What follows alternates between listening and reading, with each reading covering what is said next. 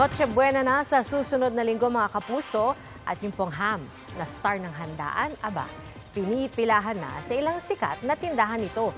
Gaya na lang sa patok na tindahan sa Quiapo, Maynila, kahit mahigit isang linggo pa bago magpasko, may mga maaga nang namimili ng hamon doon.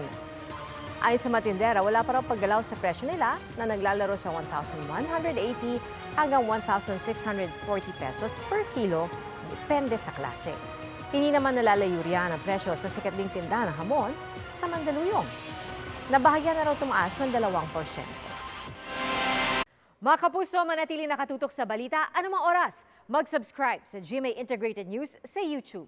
At sa mga kapuso abroad, samahan niyo kami sa GMA Pinoy TV at sa www.gmanews.tv.